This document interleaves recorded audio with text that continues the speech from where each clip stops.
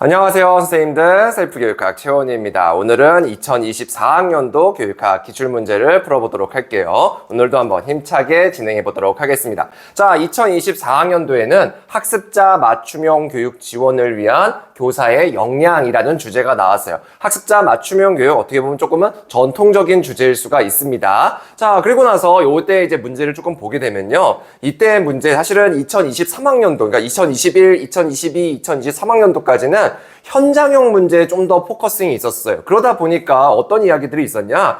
교육학 공부 안 해도 돼. 이론을 몰라도 대충 어떻게 비벼 쓰게 되면 점수가 나와. 이렇게 얘기하는 사람들도 있었거든요. 자, 평가원도 그거 알겠죠. 그러다 보니까 이제는 좀 어떻게 초점을 뒀었냐?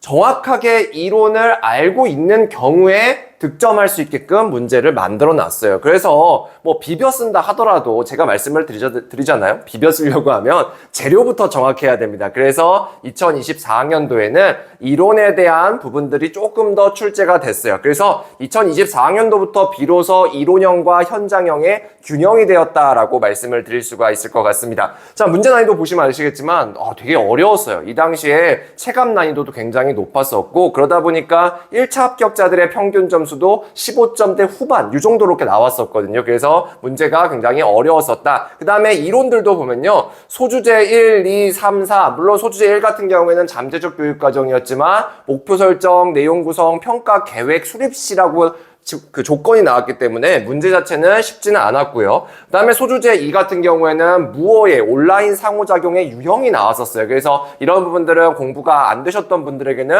굉장히 어렵게 느껴지실 수도 있고요. 소주제 3에서는 얘기가 있었던 우리 CAT 문제가 나왔었죠. 그래서 CAT가 뭐 수록된 책들이 그렇게 당시에는 많지가 않았었습니다. 그러다 보니까 평소에 공부를 많이 안 하셨던 분들에게는 너무나 생소하게 느껴졌던 그런 문제라고 볼 수가 있었습니다. 그 다음에 소주제 4 같은 경우에도 학교 운영위원회의 법적 주체를 물어봤어요. 그래서 법을 알고 있는 경우에 쓸 수 있게끔 했기 때문에 이 문제도 결코 쉽지 않았다라고 말씀을 드립니다. 자, 그래서 요 문제 이제 풀이의 핵심 같은 경우에는 당연하겠지만 이론 정확하게 알고 있어야 돼요. 그리고 답을 쓰실 때는 문제에 있는 여러 가지 조건들이 있습니다. 서로 다른 뭐뭐와 구별되는 학생 참여를 시켰을 때 이런 것들이 있기 때문에 우리가 이런 조건들을 정확하게 반영하는 것도 이번 문제의 풀이의 핵심이었다라고 말씀을 드릴 수가 있을 것 같아요. 자, 그럼 우리 한번 문제를 풀어보도록 합시다. 자, 학습자 맞춤형 교육 지원을 위한 교사의 역량이란 주제로 우리 과정, 전략, 평가, 행정 이런 측면에서 문제가 나왔어요. 자, 그러면 우리가 역시나 이렇게 초안에 대한 기본적인 틀 잡아가시면 될 것 같고요. 소주제 1로 보도록 합시다. 교사 A의 궁금한 점을 설명할 수 있는 교육과정 유형에 근거했을 때, 그러니까 교사 A가 뭔가 궁금하다라고 얘기했겠죠. 그러면 거기서 교육과정 유형을 우리가 발견하면 되는 것이고, 그 교육과정 유형에 근거했을 때 학습 목표 설정, 내용 구성, 평가 계획 시에 교사가 고려해야 될 점을 각각 한 가지예요. 그래서 이렇게 하나씩 써주면 될 것 같습니다. 제가 교육과정은 언제나 목표, 내용, 방법, 평가 이렇게 구별하라고 얘기하잖아요. 여기서 보면 다 이렇게 나와 있어요. 제가 만든 그런 개념이 아니라 이렇게 교육과정은 기본적으로 목표, 내용, 방법, 하나 더해서 이제 평가까지 이렇게 우리가 정리를 하시면 될 것 같아요. 자, 그 다음에 소주제 2를 봤을 때 전문가 C가 언급한 게 있나 봐. 전문가 C가 언급한 온라인 수업에서 학습자 상호작용의 어려운 점, 그러니까 온라인 수업할 때 학습자 상호작용에서의 우리가 경험할 수 있는 어려운 점은 뭘까라는 부분이고요. 그 다음에 온라인 수업에서 학습자 상호작용의 유형 3가지를 유형별 서로 다른 기능과 함께 제시하세요라는 문제였었습니다. 자, 그럼 우리가 이것을 봤을 때는 이 정도로 우리가 또 초안에 대한 기본적인 밑그림 잡아갈 수가 있을 것 같아요. 교사가 고려해야 될 점 3가지인데 그것들을 목표 설정, 내용, 평가, 계획 이런 측면에서 우리가 세주시면 될 것 같습니다. 자, 그 다음에 우리 이제 소주제 3과 4로 넘어가도록 할게요. 소주제 3에서는 전문가 2가 학습자 맞춤형 교육을 위해서 제시한 평가 유형이 있는데 그런 것들을 적용하고 결과 해석을 할 때 유의점이에요. 그러니까 적용해서 하나, 결과 해석에서 하나 이렇게 가시면 되는 겁니다. 자, 그 다음에 단순히 컴퓨터를 이용하는 검사 방법과 이걸 우리가 CBT라고 얘기하는데요. CBT와 구별되는 CAT의 특성이에요. 그러니까 그냥 컴퓨터를 활용한다. 뭐 이런 것들은 CBT와 구별되지는 않겠죠. 그래서 CBT와 구별하는 CAT만의 특성을 써주셔야 됩니다. 그 다음에 소주제 4를 보면요. 학교 운영위원회의 법적 구성위원 3주체예요. 이거 3개를 다 썼을 때만 1점을 가져가는 겁니다. 뭐 셋 중에 하나 썼다고 해서 0.33점 이렇게 가는 건 아니에요. 이러한 3주체를 구성을 했을 때의 한 가지를 쓰시는 거고, 위원으로 애들을 참여시켰을 때의 순기능과 역기능을 각각 한 가지씩 써보세요. 그래서 여기 이제 요거를 보고 법적 구성위원회에다가 학생을 넣으신 분들이 조금은 있었어요. 근데 좀 이따 나오겠지만 학생은 법적 구성주체는 아닙니다. 다만 법적 구성 주체가 아니지만 애들을 참여시키게 되면 어떠한 순기능과 역기능이 있는지를 물어보는 그런 문제였었습니다. 자, 그러면 이렇게 우리가 또 초안에 대한 기본적인 것들 잡아가시면 될 것 같아요. 이렇게 문제에서 시 유의점 측면에서 써봐라 라고 하면 초안을 쓸 때부터 명확하게 이런 조건들을 반영해 주셨으면 좋겠습니다. 그러면 우리 소주제 1부터 차근차근 한번 풀어보도록 합시다. 자, 소주제 1이에요. 지금까지 세 분의 교육 전문가를 모시고 학습자 맞춤형 교육을 위해 준비하는 학교 현장의 동향과 정책을 한번 살펴봤습니다. 이제 선생님들께서 궁금한 점을 질문하시면 전문가께서 추가적으로 설명을 하겠습니다. 별 내용은 없고요.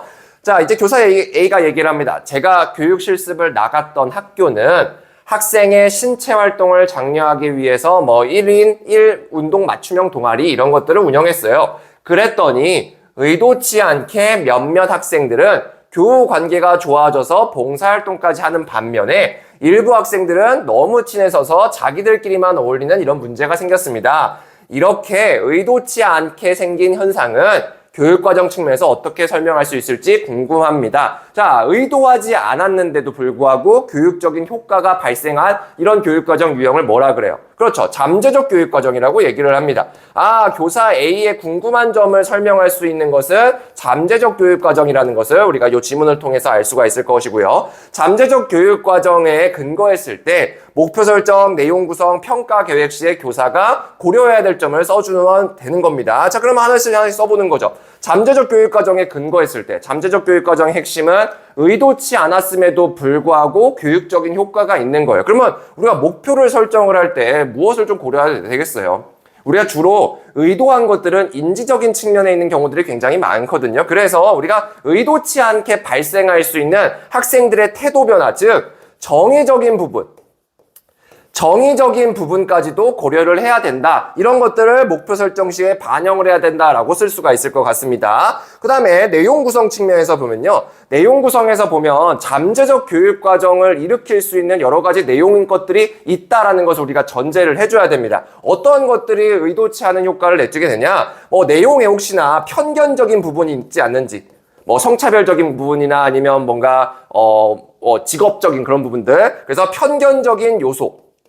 편견적인 요소가 없는지도 우리가 한번 고려해 봐야 될 것이고요. 그 다음에 의외로 우리 순서, 범위, 그러니까 계열성이라고 하는 순서, 그 다음에 범위, 이런 것들도 의도치 않은 효과를 낼 수가 있어요. 그래서 우리가 내용을 구성을 할 때는 의도치 않은 효과를 발생시킬 수 있는 내용의 순서, 범위, 이런 것들도 고려한다라고 답에서 써주시면 될 것 같습니다. 자, 그 다음에 이제 평가 계획을 수립할 텐데, 평가 계획을 수립할 때 보면 우리가 교사가 이제 잠재적 교육과정 같은 경우에는 의도치 않게 발생하는 결과적인 부분이란 말이에요. 근데 이러한 의도치 않은 그런 부분들은 비단 결과뿐만 아니라 과정 측면에서도 우리가 발생할 수가 있습니다. 그래서 평가 계획을 수립할 때는 과정에 대한 부분도 평가할 수 있도록 고려를 해야 된다라고 써주시면 될 것 같아요. 자, 그 당시에 탈목표 평가를 이제 답에서 쓰신 경우들이 많았었어요. 근데 탈목표 평가는요, 이거는 프로그램 평가입니다. 프로그램 평가. 그래서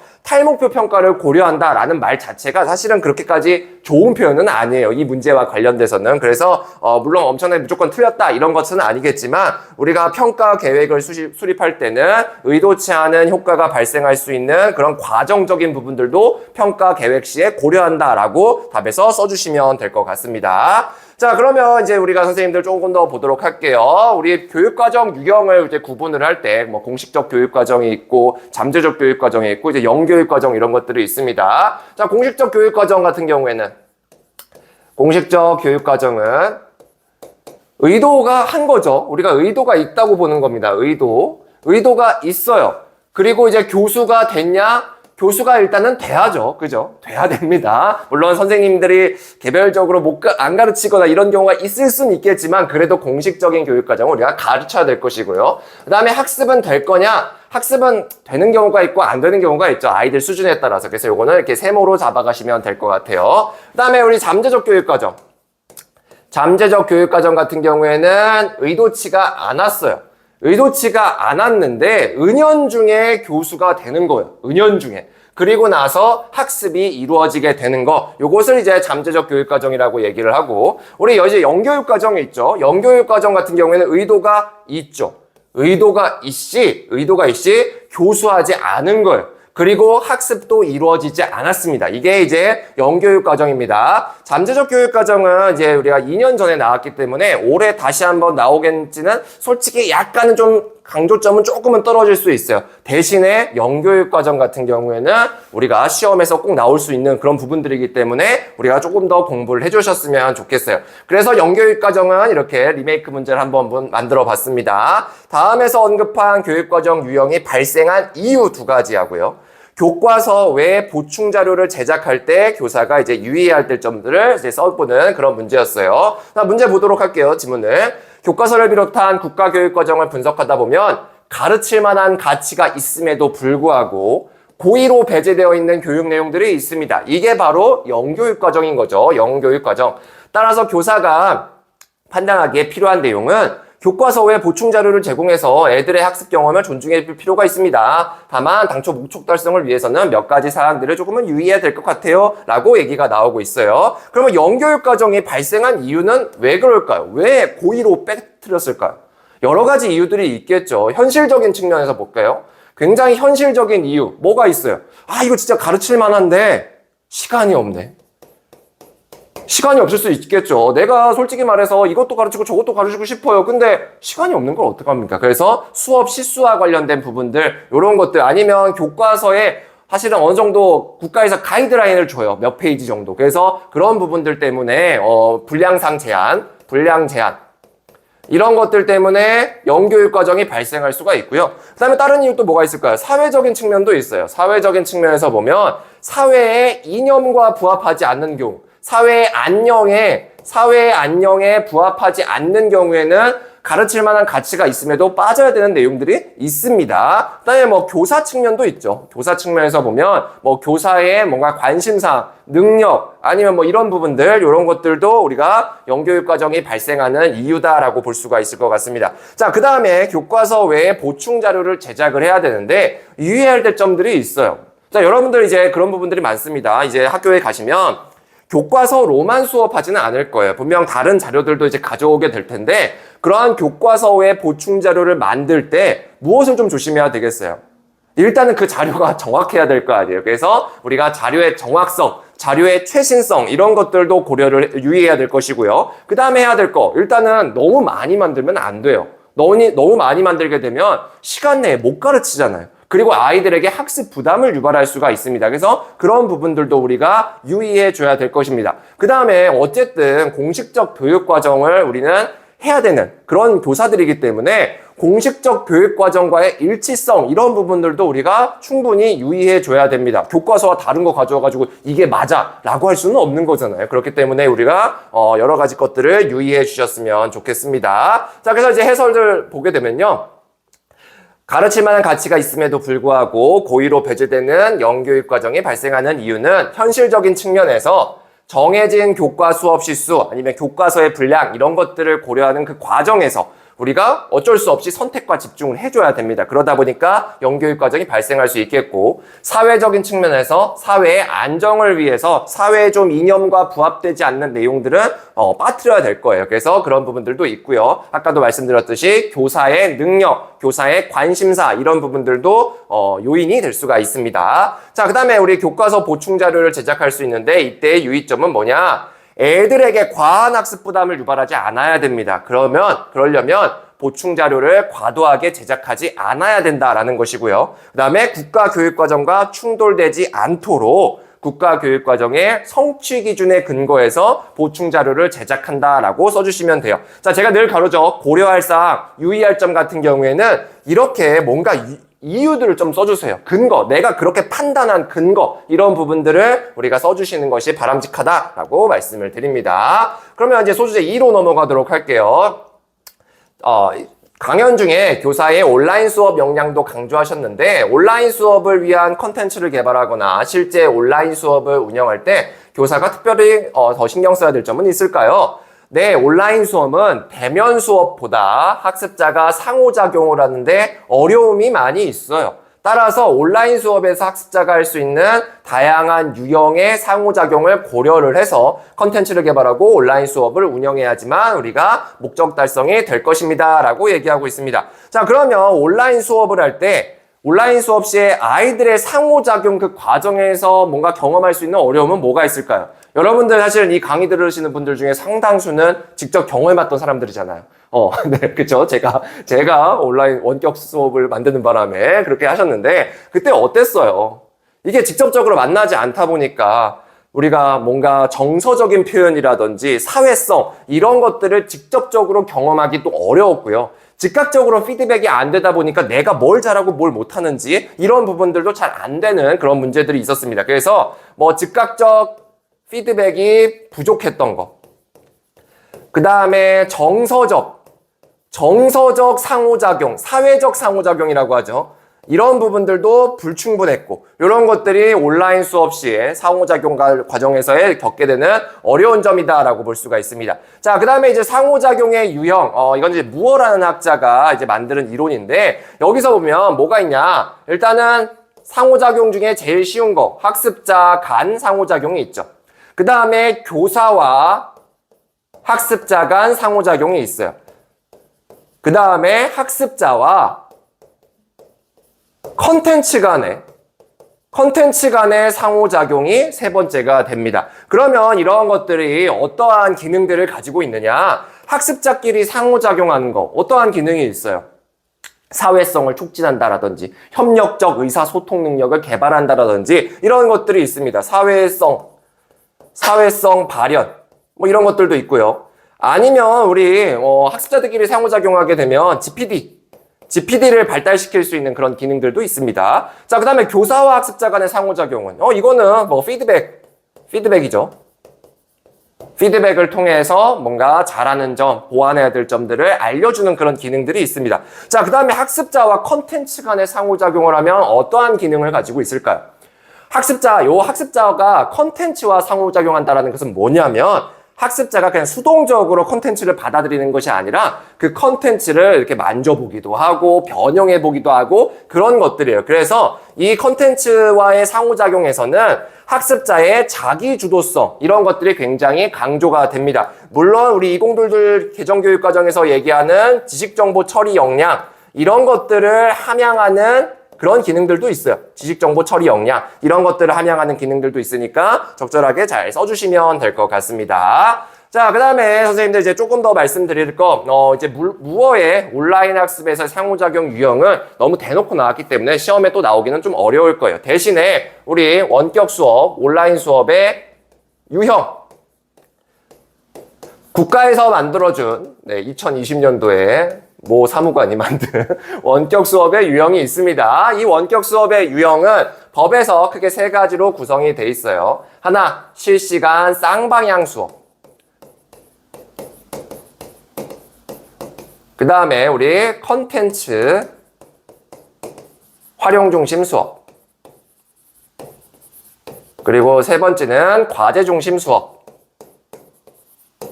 과제 중심 수업 이렇게 있습니다. 실시간 쌍방향 수업 같은 경우에는 우리 뭐 줌이 됐든 아니면 EBS 온라인 클래스가 됐든 하면서 선생님이 바로바로 이렇게 강의를 하면 그것을 보고 아이들이 뭐 채팅창을 한다거나 이렇게 하는 것들을 실시간 쌍방향 수업이라고 얘기를 하고요. 컨텐츠 활용 중심 수업은 지금이에요. 지금 하고 있는 거. 지금 유튜브를 통해서 제가 일방적으로 강의하고 있잖아요. 이게 컨텐츠 활용 중심 수업입니다. 그 다음에 과제 중심 수업 같은 경우에는 이게 꼭 수업의 형태, 그러니까 교사가 뭔가 전달하는 형태로 되는 것이 아니라 학생에게 온라인에서 이행할 수 있는 과제를 부여해요. 그러면 교사가 판단하기에 이 과제를 수행하는 데 있어서 어느 정도 시간이 걸린다. 그러면 그런 것들을 수업으로 인정해 주는 것이 그 당시에 규칙이었었습니다. 어쨌든 이렇게 세 가지가 있는데 이 세 가지마다 기능이 조금씩 다를 거예요. 실시간 쌍방향 수업 같은 경우에는 즉각적 피드백이 있겠죠. 즉각적 피드백 기능. 이런 것들을 할 겁니다. 그 다음에 컨텐츠 활용 중심 수업 같은 경우에는 기본적으로 이렇게 전달하는 거기 때문에 지식의 파지를 촉진합니다. 그리고 과제 중심, 내가 수업을 했잖아요. 교사가 수업을 했으면 그런 것들에 대해서 적용할 수 있는 그런 과제를 부여합니다. 그래서 지식의 전이를 촉진하는 기능 이렇게 알아주시면 될 것 같아요. 원격 수업의 유형은 선생님들이 우리 법에도 나와 있는 그런 부분들이기 때문에 선생님들이 꼭 아셨으면 좋겠습니다. 자, 그 다음에 우리 소주제 3으로 넘어가도록 합시다. 강연을 듣고 학습자 맞춤형 교육에서 평가가 중요하다는 것을 잘 이해할 수가 있었습니다. 추가적으로 애들의 능력 수준을 고려한 평가 유형과 검사 방법을 소개해 줄 수가 있을까요? 자, 예를 들어서 평가 유형으로는 능력 참조 평가를, 그다음에 검사 방법으로는 CAT를 고려해 볼 수가 있습니다. 특히나 CAT 같은 경우에는 단순히 컴퓨터를 이용해서 검사를 실시하고 채점하는 방법에서 더 발전된 특성이 있습니다. CAT를 모를까봐 어느 정도 힌트를 주는 거예요. 단순하게 컴퓨터만 활용하는 것이 아니라 조금 더 발전합니다. 발전하는 형태로 우리가 진행이 된다라는 거 알아주셨으면 좋겠어요. 자, 교육 환경 변화에 따라서 학습자 맞춤형 교육이 강조되는 추세이므로 이러한 유형과 검사 방법에 관심을 가지셨으면 좋겠습니다. 라고 얘기하고 있습니다. 자, 문제가 우리 그런 능력 참조 평가를 적용하고 결과 해석을 할 때 유의점이었어요. 그렇기 때문에 적용과 결과 해석 측면에서 써주시면 되는데 능력 참조 평가를 적용할 때 무엇을 좀 조심해야 될까요? 이 능력이라고 하는 거, 인지적인 부분만 있는 것이 아니라 인지 플러스 정의 이런 부분들을 모두 다 고려해야 된다라는 것일 거고요. 그 다음에 과정에 대해서도 관심을 가지고 있어야 돼요. 그래야지만 능력의 발현 과정 그런 것들을 우리가 보다 정확하게 평가할 수가 있게 됩니다. 자, 그 다음에 이제 두 번째로 이제 결과 해석을 할 때 결과 해석 우리 능력 참조 평가해가지고 1등부터 꼴등까지 나누는 거 물론 할 수는 있겠지만 서열화보다는 학습자 이해 목적으로 결과를 활용하는 것이 조금 더 교육적이에요. 그래야지만 학습자 맞춤형 교육이 실현되는데 도움이 될 수가 있습니다. 그 다음에 CAT의 특성, CBT와 비교되는 CAT의 특성이기 때문에 컴퓨터를 활용한다, 자동으로 채점한다 이렇게 되면 안 되는 거예요. 그거보다 더 발전된 형태예요. CAT는 단순하게 컴퓨터로 문제 내고 채점하는 것이 아니라 거기에 나아가서 아이들의 반응에 따라서 다른 문제를 계속해서 제시해줘요. 그래서 이게 가장 기본적인 특징인데 CAT만의 특징이라고 보면 학습자 반응에 따라 추가 문제가 제공이 돼요. 이게 가장 큰 특징입니다. 그래서 요거 때문에 이제 어떠한 특징으로 좀 나누게 되느냐 이거 자체로 아이들은 바로바로 평가와 동시에 학습이 될 수가 있어요. 그래서 학습으로서의 평가 기능이 있게 됩니다. 학습으로서의 평가. 우리 AAL이라고 하는 학습으로서의 평가가 실현이 된다라는 특징이 있을 수 있겠고요. 그 다음에 또 하나가 뭐냐면 이것이 계속해서 누적 관리가 돼서 나중에 이 아이를 위한 학습 방법들을 개선할 수가 있어요. 그래서 학습을 위한 평가로서의 기능을 가질 수가 있어요. AFL이라고 하는 우리가 이런 부분들도 있습니다. 그래서 학습자 반응에 따라 추가 문제가 즉각적으로 돼요. 그래서 제시가 되기 때문에 이러한 특징들이 있을 수가 있습니다. 개별 맞춤형 평가가 가능하다. 그 다음에 하여튼 그런 부분들을 답에서 써주시면 되겠죠. 그 다음에 이제 우리 추가 문제 좀 보도록 합시다. 리메이크 문제예요. 전통적인 평가와 비교되는 에듀테크 기반 평가의 특징, 그러니까 전통적인 평가랑 다르기 에듀테크 기반의 평가는 어떠한 특징을 가지고 있느냐? 그다음에 에듀테크 기반 평가의 구체적인 적용 예시 두 가지를 한번 써봐라 라는 겁니다. 자, 선생님들 우리 에듀테크 활용 수업 이런 것들은 많이 들어보셨을 거예요. 근데 에듀테크 기반의 평가, 이건 뭐지? 새로운 게 있나? 라고 할 수 있는데 평가에 있어서도 에듀테크를 활용한다라고 이해하시면 될 것 같아요. 에듀테크 기반의 교수 방법이 활성화되는 것과 마찬가지로 에듀테크 기반의 평가 방법도 교육 현장에 빠르게 적용될 것으로 예상이 된다. 에듀테크 기반의 평가는 평가 시점, 피드백, 방식 등 전통적인 평가와 확연히 다르므로 그럼 난 하나 여기, 그 다음에 두 번째는 여기서 특징을 써주시면 되겠네요. 다음으로 교사는 이에 적절하게 대응할 필요가 있다. 그래서 단순하게 컴퓨터를 활용하는 평가가 아니라 다양한 유형의 에듀테크 기반의 평가를 확인하고 선제적으로 이를 적용해 볼 필요가 있다. 단순하게 컴퓨터를 활용하는 평가가 아니고 조금 더 다양한 유형의 에듀테크를 활용해라 라고 하는 것이 에듀테크 기반의 평가다라고 이해하시면 될 것 같아요. 자, 그러면 우리 전통적인 평가와 비교되는 특징, 하나는 평가 시점이고요. 하나는 피드백 방식이에요. 에듀테크 기반 평가는 평가 시점, 우리 전통적인 평가는 평가를 주로 언제 해요? 수업이 다 끝나고 나서 하죠. 학습의 종료 시점에 하는데 비해서 에듀테크 기반의 평가는 수시로 합니다.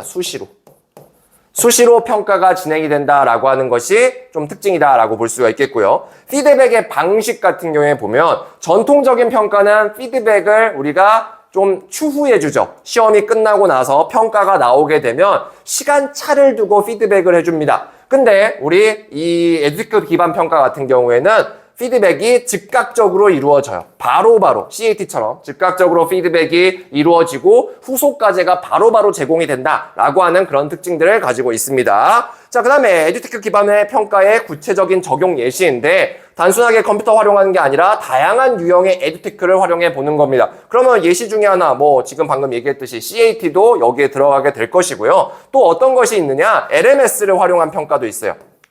학습 관리 시스템이라고 하는 이 LMS에다가 교사는 평가 과제를 제시해주고 아이들이 거기다가 평가 과제물을 다시 업로드를 합니다. 그러면 거기에 대해서 교사가 평가를 하고 그런 것들을 누적 관리하는 거, 이런 것들을 이제 LMS에서 할 수가 있기 때문에 우리가 에듀테크 기반 평가의 구체적인 적용 예시로서 이렇게 LMS를 활용한 평가 이런 것들도 답에서 써주시면 될 것 같아요. 그래서 이제 우리가 해설을 보게 되면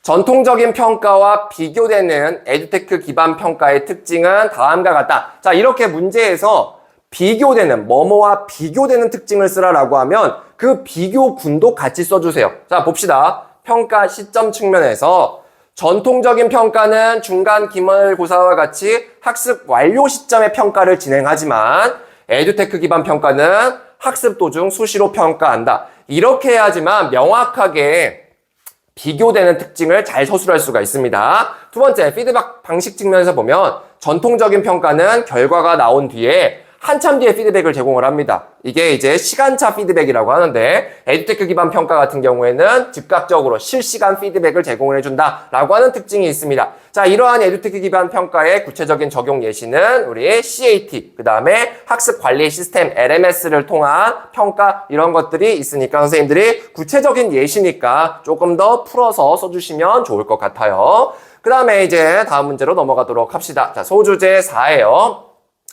그렇다면 학습자 맞춤형 교육의 구체적인 내용을 학교 교육 과정에 반영을 하면 학교 내에서는 어떤 논의를 해야 될까요? 여러 과정이 있습니다만 학교 교육 과정 운영 방법에 대해서는 법에서 규정한 대로 학교 운영위원회의 심의나 자문을 거쳐야 합니다. 이를 위해서 먼저 학생과 교사의 의견 수렴 과정을 거치는 것이 좋습니다. 자, 법에서 따르면요. 우리 초중등교육법에 있는데 법에 따랐을 때 학원이 구성 주체는 일단은 교장 선생님은 당연직이에요. 교장 선생님이 있고요. 교장 선생님이 있고요. 교사가 있습니다. 교사가 있고, 그 다음에 학부모가 들어가요. 그 다음에 지역사회위원이 들어가게 됩니다. 지역사회위원. 그래서 이렇게가 법적 구성 주체, 3주체다라고 보시면 될 것 같고요. 이렇게 법적 구성 주체를 다양화했어요. 학부모도 들어가고 지역사회위원도 들어가요. 이러면 좀 어떠한 의의가 있어요? 어떤 부분에서 좀 이렇게 사회적인 함의를 줄 수 있을까요? 바로 교육에 있어서의 민주성. 교육의 중요한 가치 중에 하나인 민주성이 있습니다. 민주성을 실현하는데 민주적인 교육 풍토를 마련하는데 도움이 된다. 뭐 이렇게 의의를 써주시면 될 것 같습니다. 자, 이런 학원위에 만약에 애들을 참여시키게 되면 어떻게 될까요? 네, 이상한 말 하는 거 아니에요. 애들을 참여시켰을 때 순기능과 역기능 다들 있어요. 순기능, 일단은 아이들이 참여하면 아이들 맞춤형 교육 실현을 할 때 아이들이 좋아하는 맞춤형 교육과정 운영 방법에 대해서 좀 더 직접적으로 제시할 수 있겠죠. 그래서 학생의 의견 반영 용이합니다. 하지만 역기능은 뭘까요? 애들이 조금은 교육적이지 않은 그런 얘기들까지 할 수 있겠고, 그 다음에 소위 말해서 좀 영양가 없는 얘기인 거죠. 그래서 그런 부분들이 있어서 교육적 목적과 배치되는 의견들이 나올 수가 있다. 교육적 목적과 배치되는 의견, 이런 것들이 반영이 돼버려서 이게 좀 지연되는 거죠. 의사결정이 지연되거나 아니면 산으로 가거나 이런 부분들이 이제 학생 참여의 역기능이 된다라고 말씀을 드릴 수가 있을 것 같습니다. 그러면 선생님들이 이제 우리 여기서 좀 더 나올 수 있는 거라고 보면요. 선생님들에게 이제 학교운영위원회는 다시 나오기는 조금은 곤란할 거예요. 그러면 대신에 뭐가 나오겠냐? 우리가 교육의 민주성과 관련돼서 마을교육 공동체가 있습니다. 제가 마교공이라고 이제 가끔씩 줄여서 부리는데, 이러한 마을교육 공동체가 뭐냐라는 거예요. 마을교육 공동체는 학교가 지역사회와 함께 여러 가지 프로그램들을 하는 거예요. 학교와 지역사회의 협력, 학교, 지역사회 협력해서 다양한 교육 프로그램, 활동을 진행하는 것. 그것을 마을교육 공동체라고 얘기를 합니다. 지역사회와 함께 축제를 하는 것도 마을교육 공동체이고요. 대토론회를 하는 것도 마을교육 공동체이고요. 아니면 지역사회와 연계해서 우리 방과 후 프로그램 하는 것들도 있거든요. 그런 것들도 다 마을교육 공동체다라고 할 수가 있습니다. 근데 이런 마을교육 공동체가 사실은 잘 되는 것도 있고요. 되게 안 되는 경우들도 있어요. 그러면 이런 것들이 이제 장점이다. 장점을 보면 일단은 지역사회에 협력을 하니까 우리가 교육의 민주성을 높일 수가 있을 것이고요. 그 다음에 조금 더 지역사회 자원을 활용하기 때문에 교육의 질이 높여질 수도 있어요. 교육의 질, 제고가 될 수도 있습니다. 하지만 단점 같은 것들도 있을 수가 있겠죠. 근데 마을교육 공동체는 아마 장점 중심으로 문제가 나올 거예요. 근데 이런 것들이 잘 안 되고 있는 경우들이 있어요. 그러면 지원 방안이 좀 필요할 겁니다. 학교 차원에서의 지원 방안은 뭘까라는 거거든요. 이것들은 이제 우리가 지원 방안하면 인적인 것과 물적인 것으로 구분하라고 얘기를 했잖아요. 인적인 측면에서는 뭐가 있느냐? 선생님들도 마을교육 공동체에 대해서 모르는 경우들이 있습니다. 따라서 우수 사례. 우수 사례를 제공을 해서 마을교육 공동체에 대한 인식을 조금 더 개선할 필요가 있겠고요. 물적인 측면에서의 지원 방안은 뭐가 있겠어요? 말 그대로 장소, 물품, 이런 것들을 지원을 해주는 겁니다. 예산 지원 아니라고 말씀을 드렸죠. 그래서 장소나 물품 이런 것들을 지원하는 것이 이제 마을교육 공동체의 활성화 방안, 지원 방안 이렇게 이해하시면 될 것 같습니다.